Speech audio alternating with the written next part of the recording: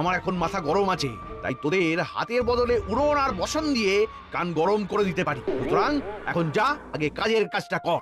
বেশ, তাহলে আসি। কাল ভোরে এই পরিকল্পনা করে আপনার বাড়ি যাচ্ছি। বেশ হয়েছে, মহারাজ মন্ত্রীকে বার করে দিয়েছেন। হ্যাঁ, মানুষের চেহারা ভারী হতেই পারে, তা বলে এমন কথা কেউ বলে? মন্ত্রীমশাই বরাবর অমন স্বভাবেরই লোক, বুঝলে। যাদের স্বভাব এমন হয় তারা হাজার চেষ্টা করলেও সহজে বদলায় না। হ্যাঁ গিন্নি, চেষ্টাটাও সৎ হতে হয়, না হলে এরকমও মানুষ করে যে ভিতরে ভিতরে কোনো চেষ্টা করে না, এদিকে মুখে বলে চেষ্টা করেও কোনো লাভ হচ্ছে না। মানুষ চেষ্টা করলে সব পারে গিন্নি। তোমার সাথে মন্ত্রী মশাই এরকম করলে না আমার খুব খুব রাগ হয়। হ্যাঁ না, এর জন্য আমার কোনো আক্ষেপই নেই গিন্নি। আমি আমার রাজ্যকে ভালোবাসি, তাই করি। তাছাড়া একজন রাজ্যবাসী হিসেবে এটা তো আমার কর্তব্য। সত্যি তোমার জন্য না আমার না খুব গর্ব হয় গো। আর আমারও তোমার জন্যে।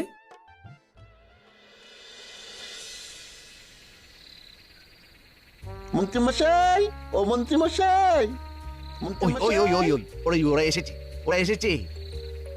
আয় আয় আয়। কিরে বটা, তোর হাতে এটা কি? এটা একটা বহু দূরের রাজ্যের মানচিত্র।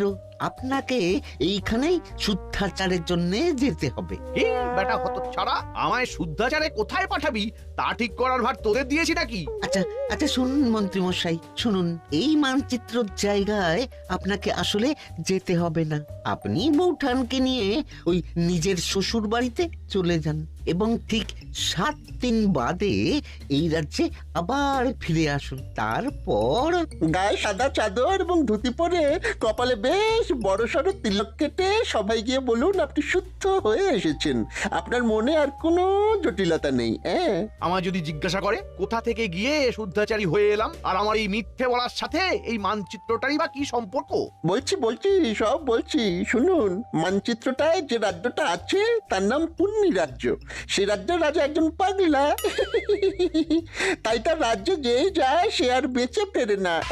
তাই আপনি যেদিন রাজসভায় যাবেন সেই দিন হাতে করে ওই মানচিত্রটা নিয়ে যাবেন এবং সবাইকে বলবেন এই রাজ্যে একজন গুরু থাকেন, তার সান্নিধ্যে গিয়েই আপনার এমন আমূল পরিবর্তন ঘটেছে। আর গুরুর নাম জিজ্ঞাসা করলে যাই হোক কিছু একটা ওই বানিয়ে বলে দেবেন, কেমন? আর বলবেন এই গুরু স্বয়ং কৈলাস পর্বত থেকে সাধনা করে ফিরেছেন। উনি সবার সব ধরনের পাপ গ্লানি মুছিয়ে মৃত্যুর পরে স্বর্গ লাভ করার পথ সুগম করে দেন। বলবেন বাবাজি মহারাজকে নিমন্ত্রণ করেছেন। আপনি এমন ভাবে কথাগুলো বলবেন যাতে ওই মহারাজ এবং গোপাল ওই জায়গায় যাওয়ার জন্য আগ্রহ প্রকাশ করে, আর একবার চলে গেলেই নিশ্চিত মৃত্যু। আর আমারও কেউ পথের কাঁটা থাকবে না। গোটা রাজ্যের আমি রাজা হব। বাহ বাহ বাহ, বাহ রে বাহ বটা ঘটা। আমার সাথে বদমাশি করে করে তোরাও তো দারুণ পরিকল্পনা করতে শিখে গেছিস দেখছি। বাহ, এবার আমাদের মোহর দিন। পরিকল্পনা তো শুনেই নিলেন। এত তাড়াহুড়ো করিস কেন বলতো? বাইরে পরিকল্পনাটাও তো তাড়াহুড়ো করেই দিলাম। তার বেলায় একদম ঠিক। কাজ হবে, মোহর ছড়বে, এইটাই তো নীতি। দাঁড়া দাঁড়া দাঁড়া, আর বাজে বকিস না।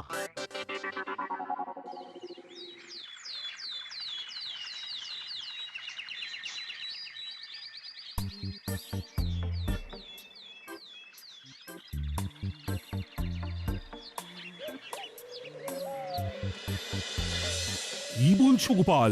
মন্ত্রী সত্যি সত্যি মন পরিশুদ্ধ করতে তীর্থে গেছে? আগে হ্যাঁ মহারাজ, নিজের চোখে দেখে এলাম। বাড়িতে তালা ঝুলছে, আর পাড়া প্রতিবেশীদেরও নাকি বলে গেছে যে সে নিজেকে পরিশুদ্ধ করতে স্ত্রীকে নিয়ে দিন সাতেকের জন্য তীর্থে যাচ্ছে। বাবা, আমার এক কথাতেই যে মন্ত্রী এভাবে তীর্থে যাবে ভাবতেই পারছি না।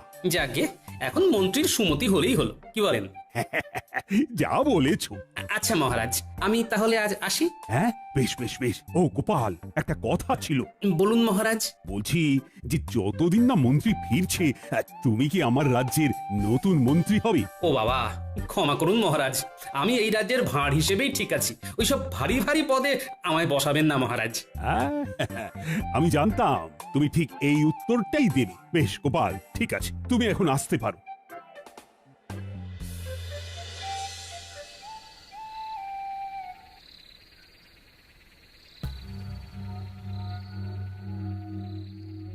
মন্ত্রী মশাই, তা শ্বশুর বাড়ি কেমন ঘুরলেন? শ্বশুর বাড়ি গিয়ে কেমন শুদ্ধাচার করলেন বলুন? বাজে বকিস না, বাজে বকিস না। এই নিশুতি রাত্রে তোদের কথা মতো ছুটে ছুটে এলাম। এদিকটার কেমন পরিস্থিতি সেটা আগে বল শুনি। মহারাজ গোপালকে রাজ্যের নতুন মন্ত্রী করতে চেয়েছিলেন, কিন্তু গোপাল রাজি হয়নি। এই গোপালটা মহা বদমাস। ওকে এই রাজ্য থেকে না তাড়ানো পর্যন্ত আমার শান্তি নেই। কালকে থেকে সবাই গিয়ে আপনি তো আপনার ওই নতুন রূপ দেখাবেন, সবাই দেখবেন গোলে জল। সবাই ভাববে আমি আমার সব জটিলতা কুটিলতা ঝেড়ে একদম শুদ্ধ মনে তীর্থ থেকে ফিরে এসেছি। হ্যাঁ মন্ত্রী মশাই, এদিকে আপনার জন্য একেবারে সাদা বস্ত্র প্রস্তুত করে রেখেছি।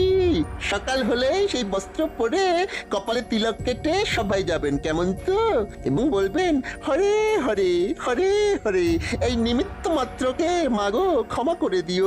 আর মনে করে মানচিত্রটা কিন্তু নিয়ে যাবেন। মনে রাখবেন, ওইটাই কিন্তু মহারাজ এবং গোপালকে চিরতরে বিদায় দেওয়ার জন্য মূল অস্ত্র। আচ্ছা আচ্ছা আচ্ছা, বুঝেছি বুঝেছি।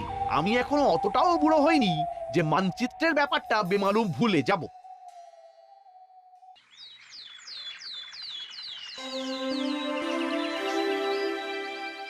তাহলে সবাই বলছো নতুন পদ্ধতিতে কাজ করতে কোনো রকম অসুবিধে হচ্ছে না, তাই তো? বেশ, শুনেও ভালো লাগছে। তোমরা এভাবেই সবাই একে অপরের পাশে থেকে মন দিয়ে কাজ করে যাও। হ্যাঁ মহারাজ।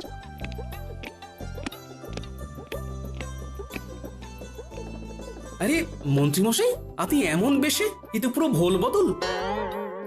হ্যাঁ, মন্ত্রী তুমি? এ কি বেশ বদল! শুধু আমার বেশ বদল হয়নি মহারাজ, গোটা আমিটাই বদলে গেছি। আমার এখন পৃথিবীর সব মোহমায়াই বড্ড মেকি মনে হচ্ছে।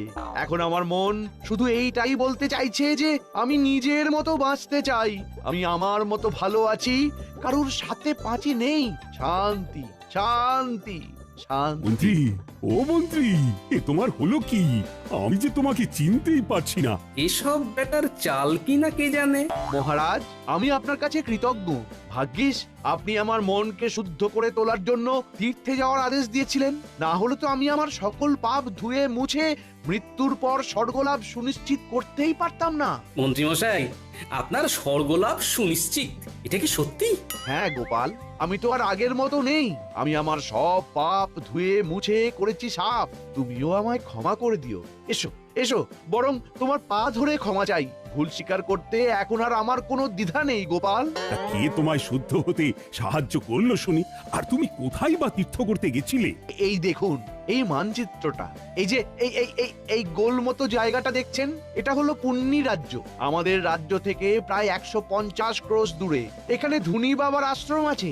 উনি স্বয়ং কৈলাস পর্বত থেকে সাধনা করে ফিরেছেন। এই বাবার কাছে গেলে উনি এমন এক জল দেন যা দিয়ে স্নান করলে সবার পাপ মুছে গিয়ে স্বর্গলাভের পথ সুগম হয়ে যায়। এছাড়া ধুনি বাবাই বোঝান আসল জীবনের অর্থ কি, মায়া মোহ কাটিয়ে কিভাবে সাদা সিধে জটিলতা কুটিলতাবিহীন জীবনযাপন করা যায়। হরে হরে, মাগো অপরাধ না নিয়ে ক্ষমা করে দিও মোরে। আর হ্যাঁ মহারাজ, উনি আপনাকেও কিন্তু সেখানে অনেকবার করে যাওয়ার জন্য আমন্ত্রণ জানিয়েছেন। আমিও নিজের জীবনে অজান্তে কতই না পাপ করে ফেলেছি। তাই সেই সব পাপের বোঝা ছেড়ে ফেলে আমিও আমার মৃত্যুর পর স্বর্গলাভ সুনিশ্চিত করতে চাই। মন্ত্রী, আমি ধনী বাবার আশ্রমে গিয়ে জীবনের আসল অর্থ বুঝতে চাই। আমি ওনার নিমন্ত্রণ রক্ষা করতে চাই। মহারাজ, এত তাড়াতাড়ি কোনো সিদ্ধান্ত নেবেন না। আমার মনে হয় যে পাল, নিজের চোখে দেখছো তো মন্ত্রীর কি আমূল পরিবর্তন ঘটেছে। এরপরে আমি আর ধনী বাবার কাছে না গিয়ে থাকতে পারি, বরং তোমারও আমার সাথে যাওয়া উচিত। আজ্ঞে মহারাজ, আমি? আচ্ছা বেশ, আমিও যাব। আমরাও যাব মহারাজ। না না না, দেখো সবাই মিলে এক্ষুনি গেলে হবে না। আগে আমি আর গোপাল ঘুরে আসি, তারপর তোমরা দলে দলে যেও। একদম ঠিক। তাহলে মহারাজ কবে রওনা দেবেন? কাল একদম ভোরেই রওনা দিতে চাই, বেশি দেরি করে তো লাভ নেই। আচ্ছা মন্ত্রী, আমি যেহেতু কদিন থাকছি না, তাই তুমি একটু কষ্ট করে রাজ্যটা সামাল দিও, কেমন? মহারাজ, আমায় আবার এসবের মধ্যে কেন জড়াচ্ছেন? রাজ্যপাঠ আমি যে দিয়েছি ছেড়ে। এই কটা দিন একটু সামলে দাও মন্ত্রী, আমি কিছু শুনতে চাই না। বেশ মহারাজ, আপনি যখন বলছেন তখন তাই হোক। ও মন্ত্রী, আরেকটা কথা, বাবার কাছে যাওয়ার জন্য কি কোনো রকম বিশেষ নিয়মপত্র আছে? মহারাজ, সমস্ত অহংকার ছেড়ে, রাজবেশ ছেড়ে, সৈন্য ছাড়া একদম আর 5টা সাধারণ মানুষের মতো পায়ে হেঁটে যান, তাহলেই দেখবেন বাবা আপন করে নিয়েছেন। বুঝে গেছি বুঝে গেছি।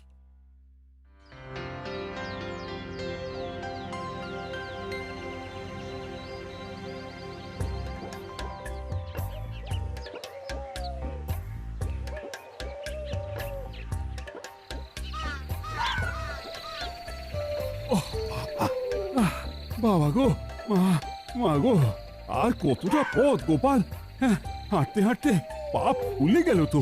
মহারাজ, বুঝতেই পারছি আপনার খুব কষ্ট হচ্ছে, কিন্তু আরেকটু কষ্ট করে ওই বট গাছটা পর্যন্ত চলুন, তাহলে আপনি পুণ্যি রাজ্যে প্রবেশ করে ফেলবেন। ওই বট গাছটা থেকে শুরু হচ্ছে পুণ্যি রাজ্য। গোপাল, ও গোপাল, আজ রাত্রিটা থাকবো কোথায় বলো তো? ওই বট গাছের নিচেই কি কাটাতে হবে? হ্যাঁ মহারাজ, আপাতত তাই তো মনে হচ্ছে, কারণ ত্রিসীমানায় তো কোনো বাড়ি দেখছি না, আর মানচিত্র অনুযায়ী আমরা পুণ্যি রাজ্যে প্রবেশ করলেও বাবার আশ্রম আরো খানিকটা দূরে রয়েছে মহারাজ, যেখানে আপনি কাল সকালের আগে যেতে পারবেন না। বেশ, তাহলে গাছের নিচেই রাতটা কাটাই আর কি। পুণ্যি রাজ্যে এসে পুণ্য করতে একটু কষ্ট তো সইতেই হবে। একদম চিন্তা করবেন না মহারাজ, আপনি নিশ্চিন্তে ঘুমন, আমি জেগে আছি।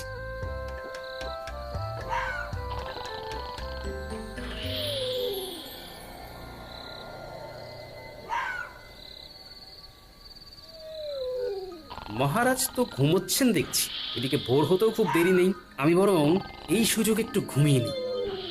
এই গবা, কি করবি বলতো? রাত তো শেষ হতে চললো, এখনো আমাদের ওই দুজনের মধ্যে কেউ একটাও চোর ধরতে পারলাম না। দেখাবা, এরকম আমাদের পাগলা রাজার মতন কাউকে নিয়ম তৈরি করতে দেখেছিস? কি যে নিয়ম, প্রত্যেক প্রহরীকে কিনা বাধ্যতামূলক ভাবে প্রতি রাত্রে একটা করে চোর ধরতেই হবে। সত্যি আপাদ মস্তক খ্যাপা রাজা। আরে আরে ওই গবা, ওই দেখ, দুজন লোক বট গাছের নিচে শুয়ে, ওদেরকে ভিনদেশি চোর বানিয়ে ধরে নিয়ে যাবি? তাই করি চল, না হলে আমরা আপাদমস্তক পেটে মার খাবো। চল চল ভৌরি বেটাদের। এই কে কে কে তোমরা হাত পা বাঁধছো কেন? আমরা কিছু করিনি, আমাদের বেঁধো না, ছেড়ে দাও। চল বেটা, চল, চোর সাজবি, চল।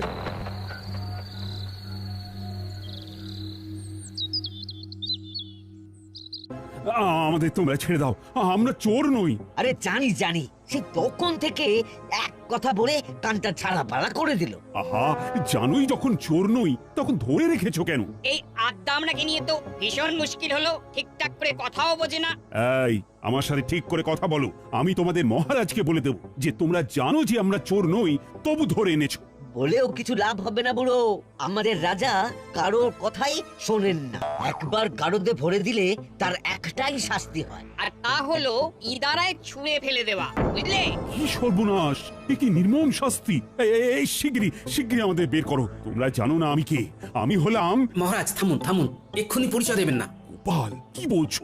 এক্ষুনি না পরিচয় দিলে মেরে ফেলবে আমাদের। ভয় পাবেন না, আমি আছি, ইতিমধ্যেই ফন্দি এঁটে ফেলেছি, সময় মতো সব বলে দেবো। কই কই আমার ভিনদেশি চোরেরা সব কই? এই যে রাজন, এই যে একদম গারদের ভিতরে। বাবা বাবা বাবা বাবা আমাদের পুরোহিতকে ডাক দাও, শাস্ত্র পাঠক, তারপর সব ব্যবস্থা হয়ে গেলে এদেরকে ইদারার সামনে ফেলার জন্য নিয়ে যাও, আমি মজা দেখবো। গোপাল, তুমি সব শুনলে তো? ভয় নেই, আমি আছি মহারাজ।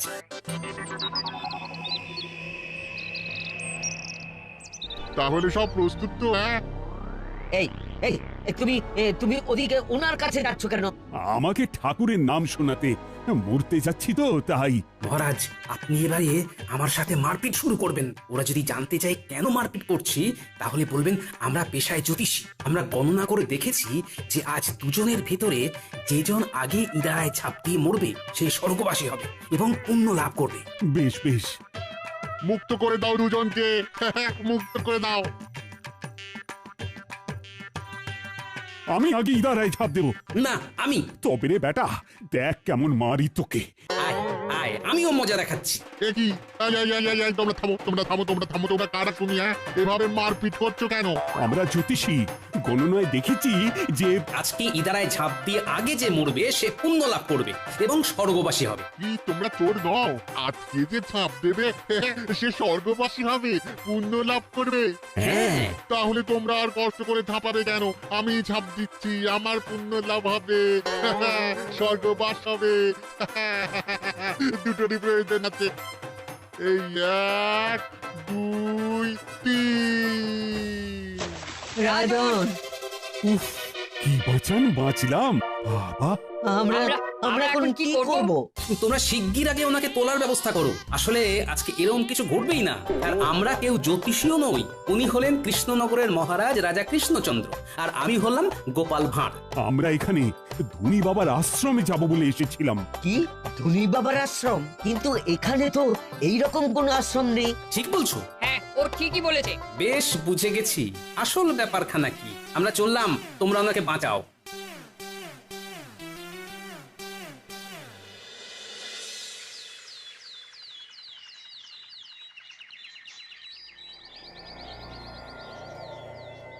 রে, তাহলে এই দুদিনে দুজনেই পটকে গেছে বল? পাগলা রাজা কাউকে আস্ত রাখে না, সবাইকে জোর অপবাদে ইনারায় ফেলে মারে। সব এখন ছাড়তো। এইদিকে ওই দুদিনের ভিতরেই মন্ত্রী মশাইয়ের চুরি করা মোহরের সংখ্যা দেখো, 9 করে 700টা। কি কাণ্ড দেখেছো? সব বেটা মন্ত্রীর ভড়ংবাজি। চলুন এবার ভিতরে যাই। এই বেটা মন্ত্রী, ষড়যন্ত্রী, এসব তোমার বদমাইশি। চলুন মন্ত্রী মশাই, এবারে আপনাকে ইদারায় ফেলবো। ওরে বাবারে, ওরে বাবারে, ভূত ভূত ভূত ভূত! ঘটা পালা। আমরা ভূত নই। চলো মন্ত্রী, চলো এবার। আমায় ছেড়ে দিন। ও বাবা গো, ও মা গো, কে আছো গো? বাঁচাও, বাঁচাও, আমায় ছেড়ে দিন, আমায় ছেড়ে দিন।